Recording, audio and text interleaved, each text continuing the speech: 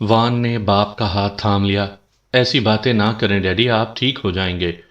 یہ دل بہلانے کی باتیں ہیں، مائیکل لوگن نے کہا، اور مرنے والے کو کوئی نہیں بہلا سکتا۔ دیکھو، میں مروں گا تو یہاں خون خرابہ ہوگا، میرے ساتھی ایک طوفان اٹھا دیں گے۔ اسی لیے کہہ رہا ہوں کہ تم اور جان اس سے پہلے ہی یہاں سے نکل جاؤ۔ جب تک میں زندہ ہوں کچھ نہیں ہوگا، سب کچھ میرے مرنے کے بعد ہوگا، بس تم نکل لو۔ لیکن ڈیڈی، ہم آپ کو اس حال میں تو نہیں چھوڑ سکتے۔ احمقانہ باتیں مت کرو، عملی انسان بنو، یہ میری آخری خواہش ہے وان، اور تمہیں اسے پورا کرنا ہوگا۔ بس اب تم جاؤ اور ڈاکٹر ولسن کو بھیج دو۔ وان اٹھا اور بستر پر جھکا۔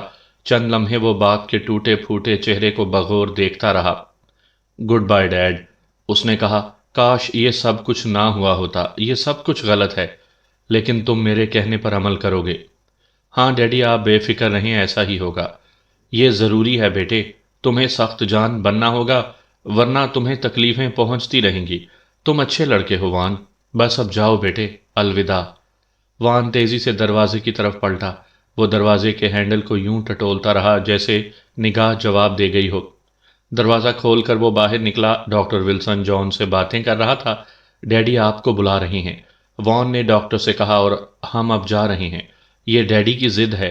ڈاکٹر، آپ ڈیڈی کا خیال رکھیے گا، میں آپ کو خط لکھ کر صورتحال معلوم کروں گا۔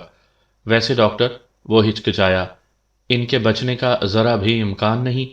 ڈاکٹر نے نفی میں سر ہلا دیا۔ وہ ایک دن، زیادہ سے زیادہ 2 دن جی سکیں گے۔ میں تمہیں اس پتے پر تار بھیجوں گا، یہ رکھ لو۔ اس نے وان کی طرف ایک کاغذ بڑھایا۔ یہ شخص میرا دوست ہے، کورن سٹی میں رہتا ہے۔ تم وہاں جلد از جلد پہنچ جاؤ، یہاں تمہارے باپ کی موت کے بعد ہنگامہ ہوگا، تمہارے ڈیڈی کے دوست بھی کم نہیں۔ وان نے اسپات میں سر ہلایا۔ یہی ڈیڈی بھی کہہ رہے تھے۔ مجھے نہیں معلوم تھا کہ لوگوں کو مرتے وقت اتنا ہوش ہوتا ہے۔ نہیں ہوتا بیٹے، ان کا حوصلہ جواب دے جاتا ہے، لیکن تمہارے ڈیڈی نے کبھی حوصلہ نہیں ہارا، اور وہ کبھی ہاریں گے بھی نہیں۔ جان ساکت کھڑا اپنے بھائی کو دیکھ رہا تھا، اس کا چہرہ پیلا پڑ گیا تھا، لیکن اس کا چہرہ بے تاثر تھا۔ میں ان کا سامنا نہیں کر سکتا وان، اس نے کہا۔ ہمیں واقعی یہاں سے نکل لینا چاہیے، ورنہ میں پاگل ہو جاؤں گا۔ گڈ بائے ڈاگ، وان نے کہا اور عجیب طرح مسکرایا۔ آپ کا بہت شکریہ، ہم جلدی آپ سے رابطہ کریں گے۔ وہ دونوں پلٹے اور پہلو بہ پہلو دروازے کی طرف چل دیے۔ اس کار کو یہیں چھوڑ دیں گے؟ جان نے پوچھا۔ جس کی کار ہے وہ آ کر لے جائے گا۔ نہیں، جہاں تک جا سکے ہم اسی کار میں جائیں گے، وان نے کہا۔ بس اب جلدی کرو۔ جان گھر میں چلا گیا اور وان گیراج میں۔ وان نے تمام اوزار اور آئل کے ڈبے سمیٹے اور کار کی ٹینکی فل کی۔ جان گھر میں کپڑے اور دوسری چیزیں اکٹھی کرتا رہا۔ اس نے الماری کھول کر بکسے سے رقم بھی نکال لی۔ آدھے گھنٹے کے اندر وہ تیار ہو گئے۔ اپنے گھر کے سامنے کھڑے ہو کر انہوں نے ادھر ادھر دیکھا۔ یہ وہ جگہ تھی جہاں وہ پلے بڑے تھے۔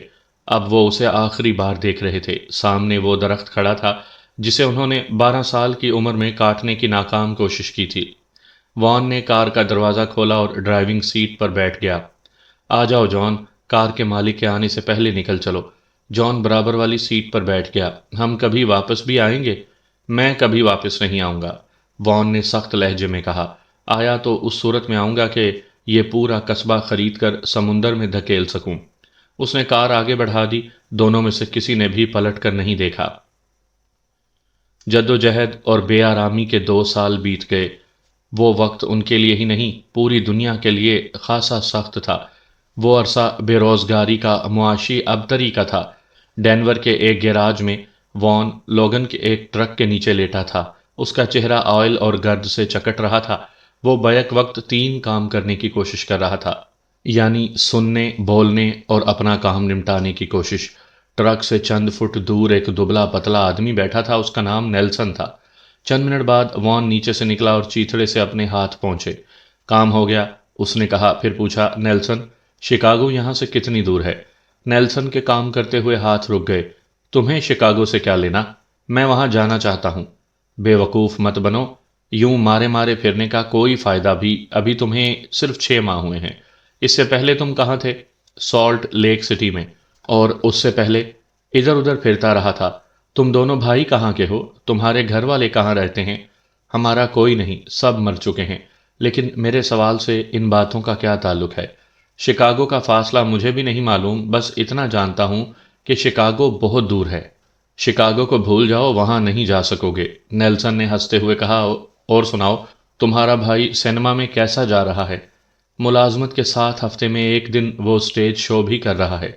ہاں، میری بیٹی نے بتایا تھا، وہ اس کی تعریف کر رہی تھی۔ جان بہت باصلاحیت ہے، وان نے فخریہ لہجے میں کہا، اگر ہمارے پاس پیسہ ہو تو۔ یہ تو تم سینکڑوں مرتبہ بتا چکے ہو مجھے۔ وان کا منہ بن گیا۔ اب میں چلتا ہوں، 6 بج چکے ہیں۔ نیلسن اسے جاتے ہوئے دیکھتا رہا۔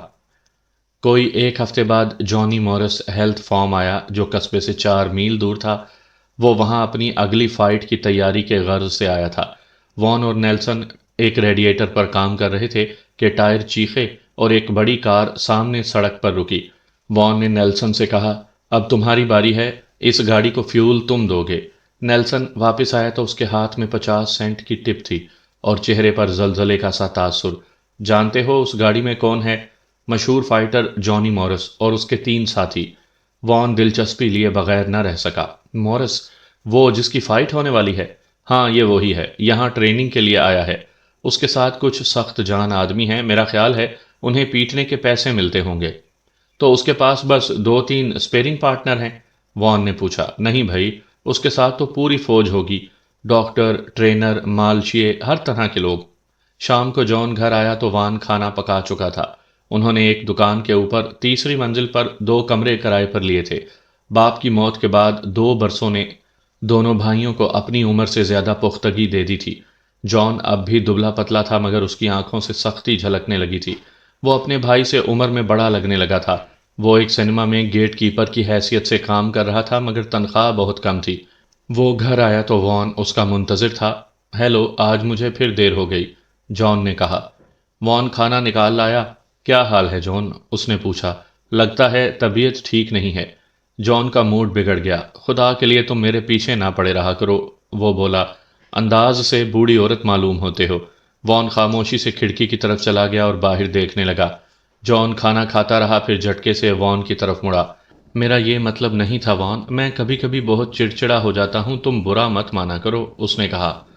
وان نے پلٹ کر نہیں دیکھا۔ میں جانتا ہوں اور میں نے برا بھی نہیں مانا۔ چھوڑو، یہ سناؤ دن کیسا رہا آج؟ کچھ بھی نہیں، لیکن رکو، ہاں کچھ ہوا تو ہے۔ میں آ رہا تھا تو میں نے 2 آدمیوں کو دیکھا، وہ فائٹر لگ رہے تھے۔ وہ ایک کیفے میں گئے اور ایک ویٹرس سے بدتمیزی شروع کر دی۔ وان نے پلٹ کر دیکھا۔ او، پھر کیا ہوا؟ اس کے لہجے میں دلچسپی تھی۔ ہوا ہوگا کچھ، میں تو چلا آیا۔ لڑکی چوکی دار کی طرف لپکی تھی۔ وہ لوگ چوکی دار سے بھی الجھنے کے موڈ میں تھے۔ وان اس کے سامنے آ بیٹھا۔ وہی لوگ ہوں گے جو آج گیراج آئے تھے، اس نے کہا، جانی مورس کے ساتھ۔ جونی مورس فائٹر ہے؟ وہ یہاں ہائی وے پہ ہیلتھ سینٹر میں ٹریننگ کر رہا ہے۔ اگلے ماہ اس کی کوئی بڑی فائٹ ہے۔ جان نے اس بات میں سر ہلا دیا۔ یہی بات ہوگی، اس نے کہا۔ شہر سے 5 میل دور ہائی وے پر سیم کا ریسٹورانٹ تھا۔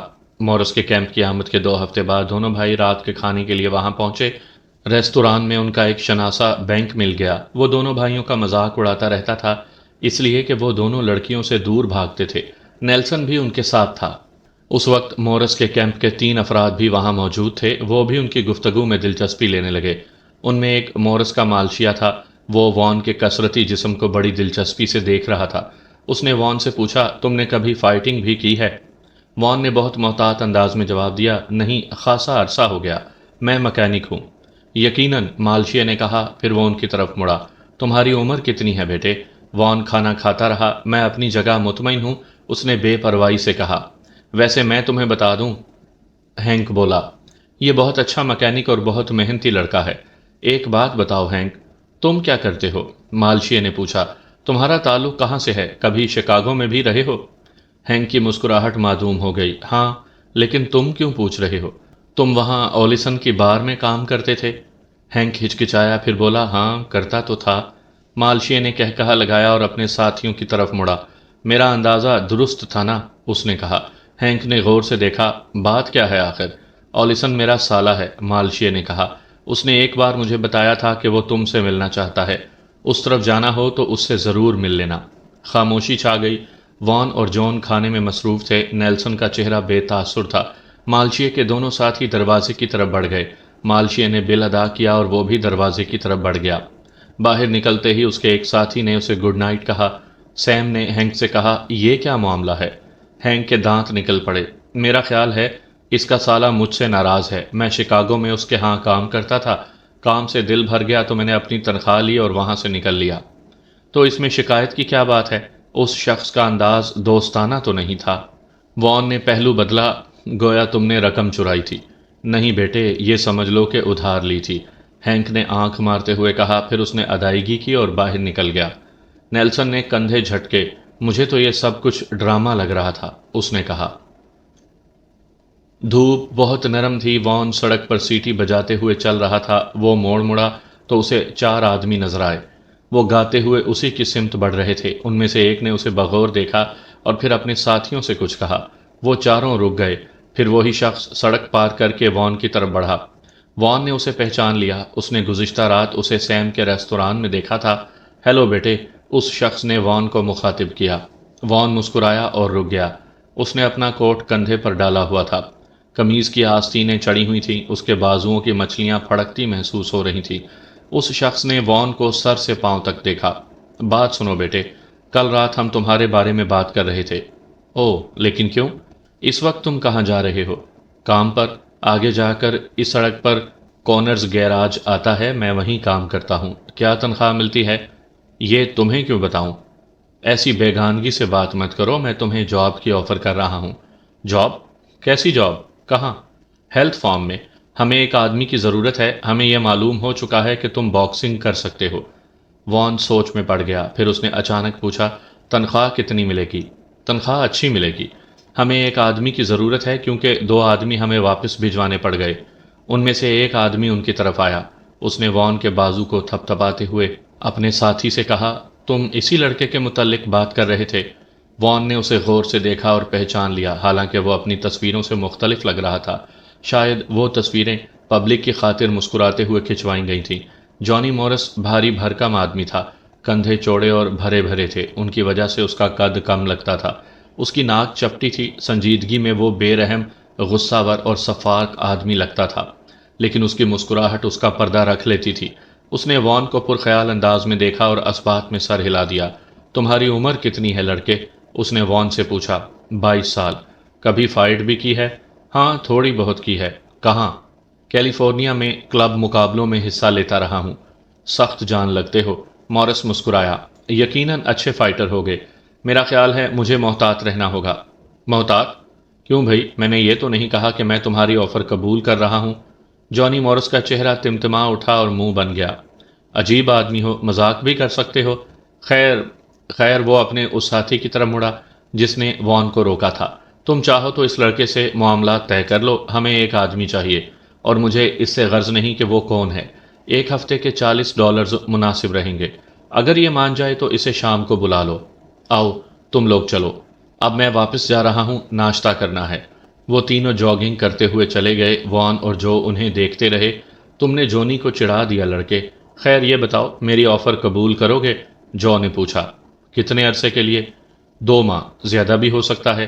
شکاگو واپسی سے پہلے ہماری فائٹس ہیں۔ شکاگو کے تذکرے پر وان کی آنکھیں پھیل گئیں۔ شکاگو؟ میں شکاگو نہیں جا سکتا۔ کیا؟ اس کے لہجے میں اشتیاق تھا۔ تم اچھے ثابت ہوئے تو ہم تمہیں شکاگو لے چلیں گے، جو نے کہا۔ وان انگلیاں چٹکانے لگا، پھر بولا، تو ٹھیک ہے، میں جا کر باس کو بتاؤں؟ سپہر کو ہیلتھ فارم آ جاؤں گا۔ لیکن نہیں، پہلے اپنے بھائی کو بتاؤں گا میں۔ بھائی؟ اس کا اس معاملے سے کیا تعلق؟ تم اسے چھوڑو، نہیں سمجھو گے۔ دیکھو، آج کے بجائے معاملہ کل پر رکھ لو۔ اگر مجھے جانا ہوا تو کل صبح 9 بجے ہیلتھ فارم پر پہنچ جاؤں گا۔ ٹھیک ہے، جو نے کہا، لیکن لڑکے آ ضرور جانا۔ تم اس فیلڈ میں بہت کامیاب ہو سکتے ہو۔ جون بیڈ کی پٹی پر ٹکا بیٹھا تھا، اس کا منہ بنا ہوا تھا۔ اور کونرز اور نیلسن کیا کہتے ہیں؟ اس نے پوچھا۔ انہوں نے کچھ زیادہ بات نہیں کی، وان نے ہاتھ ملتے ہوئے کہا۔ جون اٹھا اور مستربانہ انداز میں ادھر ادھر ٹہلنے لگا۔ وان، تم غلطی کر رہے ہو، بالآخر اس نے کہا۔ تم وہاں ہر روز پٹنے کے سوا کیا کرو گے؟ اور جب پٹ پٹ کر ناکارہ ہو جاؤ گے تو وہ تمہیں نکال دیں گے، جیسے انہوں نے 2 آدمیوں کو شکاگو واپس بھجوایا ہے۔ وان کے نتنے پھڑکنے لگے۔ تم نے مجھے کیا سمجھا ہے؟ تم میری توقع سے بڑھ کر بے وقوف ہو، جان نے کہا۔ تم نے فائٹ کی تو شروع ہی میں نکال دیے جاؤ گے، سمجھنے کی کوشش کرو۔ وہ کہتے ہیں کہ مال اچھا ملے گا اور پھر وہ مجھے شکاگو بھی لے جائیں گے۔ تو تم شکاگو جاؤ گے اور میرا کیا ہوگا؟ وان مسکرایا۔ تم میرے ساتھ ہوگے۔ دیکھو جان، ابھی میں مضبوط ہوں مگر 10-12 سال بعد نہیں رہوں گا۔ اس وقت تک میں جتنا کما سکوں کما لینا چاہیے۔ اس نے ایک لمحے توقف کیا۔ اور رقم کی ضرورت تمہیں بھی ہے۔ تم باقاعدہ موسیقی کی تعلیم حاصل کرنا چاہتے ہو۔ جان کی آنکھیں چمکنے لگیں۔ تو تم میرے بارے میں بھی سوچتے رہے ہو؟ کیوں نہیں، یہ تو بہت اہم ہے۔ موسیقی تمہارا سب کچھ ہے اور ڈیڈی کہتے تھے۔ جان چند لمحے بھائی کی آنکھوں میں جھانکتا رہا، پھر اس نے سرگوشی میں کہا، میں ہمیشہ یاد رکھوں گا۔ فارم ہاؤس میں اس وقت پریس کے لوگ جمع تھے۔ جانی مورس ان کے سامنے مظاہرہ کرنے کو بےتاب ہو رہا تھا۔ جمنازیم میں ایک طرف وان کھڑا بیگ پر گھونسے برسا رہا تھا۔ جانی مورس رنگ میں داخل ہوا تو اس نے ہاتھ روک لیے۔ جانی مورس بہت اچھے موڈ میں تھا۔ اس کے رنگ میں داخل ہوتے ہی صحافی اور باکسنگ کے ناقدین رنگ کے اطراف میں پڑی کرسیوں پر بیٹھ گئے۔ وان بھی رنگ میں داخل ہو گیا۔ جانی مورس پورے رنگ میں تھرکتا پھر رہا تھا۔ وان نے دیکھ لیا کہ جانی رنگ کے باہر ایک کار میں بیٹھی 3 لڑکیوں کو لبھانے کی کوشش کر رہا ہے۔ ان لڑکیوں کو وان نے پہلے بھی دیکھا تھا، لیکن ان سے جو اور جانی کے سوا کسی نے بات نہیں کی تھی۔ جو کا کہنا تھا کہ وہ اداکارائیں ہیں۔ وان پرخیال انداز میں انہیں دیکھتا رہا۔ اسی لمحے ایک لڑکی کی نظر اس سے ملی۔ لڑکی نے اپنی ساتھی لڑکیوں سے کچھ کہا۔ وہ بھی وان کی طرف متوجہ ہو گئیں۔ پھر ان میں سے ایک ہنسنے لگی۔ وان کا چہرہ تمتما اٹھا۔ اس نے رنگ کے فرش پر نظریں جما دیں۔ جونی اسے بغور دیکھ رہا تھا۔ اب اس کے ہونٹوں پر مسکراہٹ نہیں تھی۔ وان کو جو کی نصیحتیں یاد آ گئیں۔ جو نے اسے خبردار کیا تھا اور جونی واقعی خراب موڈ میں تھا۔ صحافی وان کو دلچسپی سے دیکھ رہے تھے۔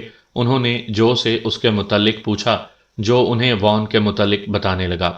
ٹریبیون کے گارڈنر نے پرستائش لہجے میں کہا، لڑکا ہے شاندار۔ جونی کا مینیجر ریکس گھڑی ہاتھ میں لیے بیٹھا تھا۔ اس نے پریکٹس راؤنڈ شروع کرنے کا اشارہ کیا۔ پہلے راؤنڈ میں جونی اپنی پھرتی اور باکسنگ ٹیکنیک کا مظاہرہ کرتا رہا۔ اس نے 4-5 لیفٹ ہک وان کے ٹکائے، لیکن وان پرسکون رہا۔ صحافیوں نے ایک دوسرے کو معنی خیز نظروں سے دیکھا۔ گارڈنر مسکرایا۔ یا تو جونی کا پنچ بے جان ہو گیا ہے یا یہ لڑکا پنچ جھیلنے کی غیر معمولی صلاحیت رکھتا ہے، اس نے کہا۔ جونی کا مینیجر ریکس بھی متعجب نظر آ رہا تھا۔ دوسرے راؤنڈ میں جونی مشتعل تھا۔ اس نے صحافیوں کو مسکراتے دیکھ لیا تھا اور اس کا سبب بھی جانتا تھا۔ چنانچہ پریکٹس نہ رہی، کم از کم اس کی طرف سے ایک سیریس فائٹ بن گئی۔ وان کے سر پر 2 بہت تگڑے لیفٹ لگے۔ لپٹنے کے دوران جونی اپنی کوہنیاں بھی استعمال کرتا رہا۔ وان پیچھے ہٹنے پر مجبور ہو گیا۔ آؤ نا گوشت کے ڈھیر، جونی نے چیلنج کیا۔ کیا حرام کے پیسے لینا چاہتے ہو؟ آؤ اور پیٹو۔ راؤنڈ کے اختتام پر وہ اپنے ہینڈلرز سے ہنس ہنس کے باتیں کرتا رہا۔ چند منٹ بعد صحافیوں کو سنسنی خیز لمحات میسر آ گئے۔ جونی وان کو دھکیلتا ہوا رسیوں تک لے گیا۔ وہاں اس نے وان کے چہرے پر ایک لیفٹ مارا۔ اس نے رائٹ کراس کی کوشش کی لیکن وان بچا گیا، مگر جونی کی کوہنی اس کی آنکھ میں لگی۔ بظاہر وہ اتفاق تھا۔ جونی پشیمان نظر آنے کی اداکاری کر رہا تھا۔ اس نے وان کو جارحانہ انداز میں آتے دیکھا۔ تکلیف اور غصے نے لڑکے کو پاگل کر دیا تھا۔ وان کا ہک جونی کے سینے پر دل کے مقام پر لگا۔ آواز ایسی تھی جیسے ہک کسی لکڑی کے تختے پر لگا ہو۔ جونی الٹ کر پیچھے جا گرا۔ ہک زوردار تھا لیکن جونی میں اب بھی بڑی جان تھی۔ باقی راؤنڈ میں وہ وان کو بڑی بے دردی سے مارتا رہا۔ ریکس فکر مند نظر آ رہا تھا۔ گنتی نہیں ہوئی تھی لیکن وہ جانتا تھا کہ جونی 12 سیکنڈ تک گرا رہا تھا۔ راؤنڈ کے اختتام پر اس نے وان کو اشارے سے بلایا اور ایک ایسے لڑکے کو رنگ میں بھیج دیا جو جونی کا غصہ نقصان پہنچائے بغیر جھیل سکتا تھا۔ وان جھٹ پٹے کے وقت گھر پہنچا۔ بھاری قدموں سے وہ گھر میں داخل ہوا۔ جون ایک کاغذ پر لکھی دھن سامنے رکھے وائلن پر مشق کر رہا تھا۔ اس نے نظر اٹھا کر وان کو دیکھا اور تشویش سے پوچھا، کیا بات ہے؟ کیا ہوا؟ میری چھٹی ہو گئی۔ میں نے اخبار نویسوں کے سامنے جونی کو گرا دیا تھا۔ میں جانتا تھا کہ یہی ہوگا، جون بولا۔ اب کیا کرو گے؟ وان نے کوئی جواب دینے کے بجائے تکیے میں سر بھینچ لیا۔ اسی وقت دروازے پر دستک ہوئی۔ جون نے دروازہ کھولا۔ وہ ہینک تھا۔ ہیلو ہینک، جون نے کہا۔ وان سیدھا ہو کر بیٹھ گیا تھا۔ ہینک نے اندر آ کر وان سے ہیلو کیا۔ اس کا انداز ہی جانی تھا۔ یہاں کوئی آیا تھا؟ اس نے پوچھا۔ یہاں کون آئے گا؟ جون نے حیرت سے کہا۔ اخباری نمائندے یا کوئی اور؟ کہاں کی ہانک رہے ہو؟ وان نے چڑچڑے پن سے کہا۔ دیکھو تمہیں اندازہ نہیں ہے کہ تمہارے لیے یہ کتنا زبردست موقع ہے، ہینک نے سنسنی آمیز لہجے میں کہا۔ میں ہیری کے بار میں تھا کہ وہاں دو اخبار نویس آ گئے۔ ان کی باتوں سے مجھے پتا چلا کہ ہیلتھ فارم میں کیا ہوا۔ میں نے ان سے کہا کہ میں وان کا مینیجر ہوں۔ وہ کہہ رہے تھے کہ تم نے جونی کو گرا کر کمال کر دیا۔ ارے ہینک، میں کیا کرتا، وہ تو میرے قتل کے در پہ تھا، وان نے بے بسی سے کہا۔ لیکن اہم بات یہ ہے کہ تم نے اسے گرا دیا۔ میں بس اتنا جانتا ہوں کہ مجھے ملازمت سے جواب مل گیا۔ ہینک خوشی سے اچھل پڑا۔ واہ، یہ تو بہت اچھا ہوا۔ اب تم آزاد ہو، ہم تم مل کر دنیا کو تسخیر کریں گے۔ میری بات غور سے سنو۔ سینٹ لوئس میں میرا ایک دوست ہے ہارورڈ، وہ فائٹ مینیجر ہے اور پروموٹر ہے۔ تمہاری کارکردگی کی خبر کل اخبار میں ضرور چھپے گی۔ اب ہم سینٹ لوئس پہنچ جائیں تو سمجھ لو کہ عیش ہو جائیں گے اپنے۔ بات تو سنو، یہ ہم تمہاری کیا مراد ہے؟ وان ہڑبڑا گیا تھا۔ میرے حلق میں نہیں اترتی یہ بات، وان نے کہا۔ جون، تمہارا کیا خیال ہے؟ میں تو یہ پوچھوں گا کہ تم سینٹ لوئس پہنچو گے کیسے، اور نوٹوں کی جگہ کیا چیز استعمال کرو گے؟ جون نے کہا۔ تو تم لوگ بالکل کلاش ہو، صرف $50 ہیں ہمارے پاس۔ اس سے کام نہیں چلے گا، ہینک نے کہا اور سوچ میں پڑ گیا۔ تینوں اپنی اپنی سوچ میں ڈوبے بیٹھے تھے۔ بالآخر وان نے سر اٹھایا۔ کبھی مال گاڑی میں سفر کیا ہے؟ اس نے ہینک سے پوچھا۔ مجھے بچہ سمجھتے ہو؟ تو پھر ہم مال گاڑی میں سفر کیوں نہیں کر سکتے؟ وان نے کہا اور اس توقع پر جون کی طرف دیکھا کہ وہ احتجاج کرے گا، لیکن جون خاموش رہا۔ بس تو میں معلومات کر کے واپس آتا ہوں، ہینک نے اٹھتے ہوئے کہا۔ 1 گھنٹے میں آ جاؤں گا۔ وان نے اپنے بھائی کو دیکھا جو کرسی پر سر جھکائے بیٹھا تھا۔ بات وہی ہے جون، اس نے وضاحت کرنے والے انداز میں کہا۔ میں دولت کمانا چاہتا ہوں اور میں بہت جلد تمہیں بلوا لوں گا۔ ہو سکتا ہے کہ ہینک کا دوست ہارورڈ ہمیں شروع ہی میں کچھ رقم دے دے۔ دیر لگ جائے تو مجھے خط ضرور لکھنا، جون بولا، اور میری فکر نہ کرنا، میں اپنا کام چلا لوں گا۔ دونوں سر جھکائے بیٹھے رہے۔ یہ پہلا موقع کہ وہ جدا ہو رہے تھے، دونوں اداس تھے۔ سفر بہت تکلیف دہ ثابت ہوا، لیکن سینٹ لوئس پہنچ کر ان کی ساری تھکن دھل گئی۔ انہوں نے اپنا حلیہ درست کیا اور ہارورڈ سے ملنے چل دیے۔ ہارورڈ موجود نہیں تھا، لیکن ہینک نے اس کی سیکرٹری کو اپنا کارڈ اور اخبار کا ایک تراشا دیا اور پھر آنے کا کہہ کر چلا گیا۔ ہارورڈ دیر سے آیا۔ اس کی سیکرٹری نے اسے کارڈ اور تراشا دیا۔ ہارورڈ نے تراشا پڑھا۔ وہ جونی مورس کے ورک آؤٹ کی خبر تھی جس میں وان لوگن نے اسے گرا دیا تھا۔ ہارورڈ تک یہ خبر پہنچ چکی تھی۔ اسے یہ بھی معلوم تھا کہ جونی کا مینیجر ریکس وان لوگن کو گھیرنے کے چکر میں تھا، لیکن وان غائب ہو گیا۔ ان صاحب نے یہ بھی کہا تھا کہ وان لوگن ان کے ساتھ ہے، سیکرٹری نے بتایا۔ یعنی یہاں سینٹ لوئس میں؟ جی ہاں، اور انہوں نے کہا تھا کہ وہ 3 بجے آئیں گے، وان لوگن کو ساتھ لے کر۔ ہارورڈ نے کلاک کی طرف دیکھا۔ اسے جلدی نمٹانا ہوگا، چند منٹ بعد مجھے کیلی سے ملنے جانا ہے۔ 5 منٹ بعد سیکرٹری نے دروازہ کھولا اور ہارورڈ کو بتایا، مسٹر کونیلی آ گئے ہیں۔ ٹھیک ہے، بھیج دو، ہارورڈ نے کہا۔ لیکن کونیلی کی صورت دیکھتے ہی ہارورڈ پر ہنسی کا دورہ پڑ گیا۔ ارے ہینک، یہ تم ہو مردود؟ اس نے خود پر قابو پاتے ہوئے کہا۔ کہاں غائب رہے اتنے عرصے؟ ذرا قریب آؤ، میں تمہیں غور سے دیکھوں۔ ہینک کے دانت نکلے پڑ رہے تھے۔ میرا کارڈ مل گیا تھا تمہیں؟ اس نے پوچھا۔ یہ نام کہاں سے پکڑ لائے کونیلی؟ یہ میرا اصل نام ہے، لیکن تمہارے لیے میں ہینک ہی ہوں۔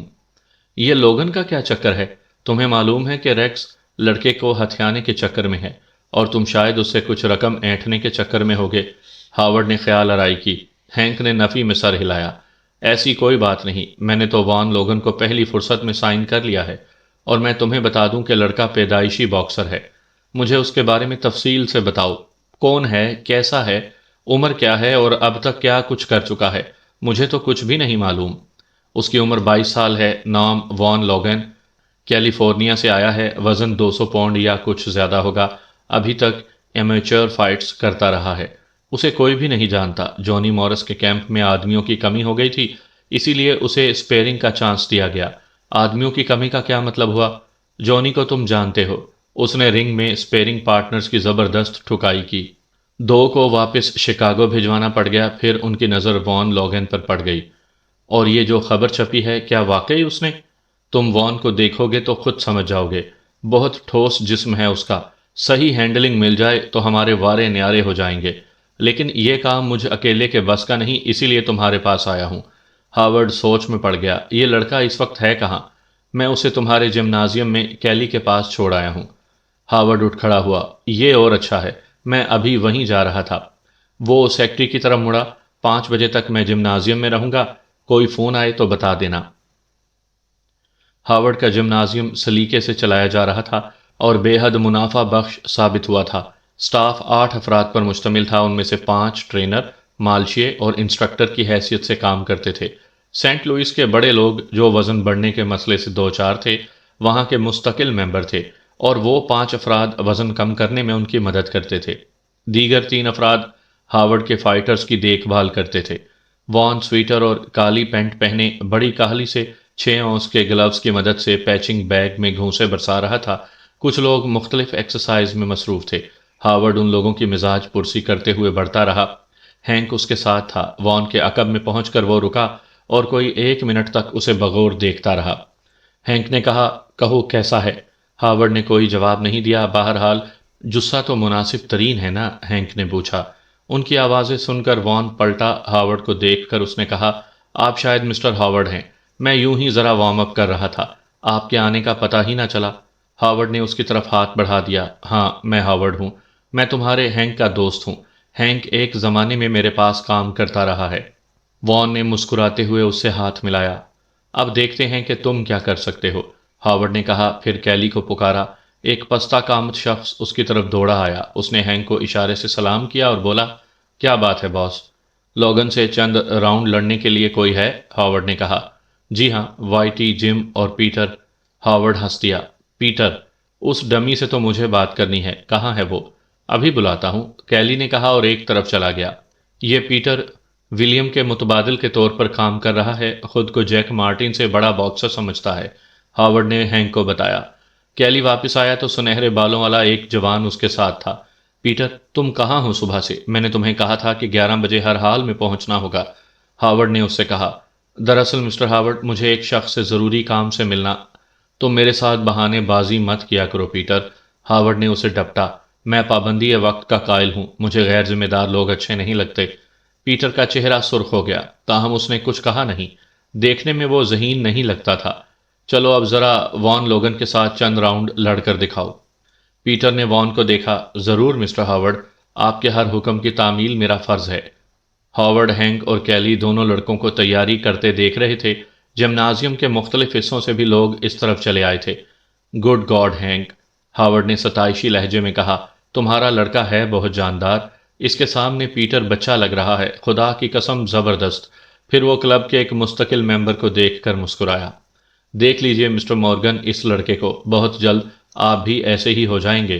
دونوں لڑکے تیار ہو گئے تو کیلی نے سٹارٹ کا سگنل دیا۔ اس کے ہاتھ میں گھڑی تھی۔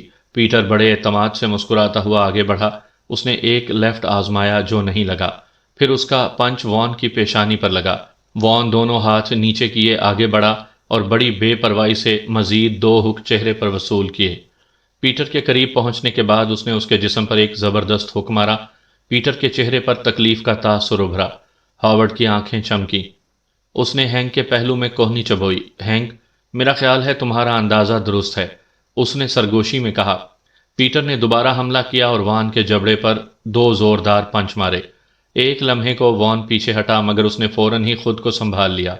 اس کا ہک بجلی کی سی تیزی سے تقریباً فرش سے اٹھا۔ وہ ہک پیٹر کی ٹھوڑی پر لگا۔ پیٹر الٹ کر پیچھے گرا۔ وان کو اندازہ ہو گیا کہ اب وہ دیر تک نہیں اٹھ سکے گا۔ کیلی ایک مددگار کے ساتھ پیٹر کو اٹھوا کر اس کارنر میں لے گیا۔ ورزش کے لیے آنے والوں کے سوا سب خاموش تھے۔ ہارورڈ نے ہینک کی طرف دیکھتے ہوئے سر کو جنبش دی اور پلٹ گیا۔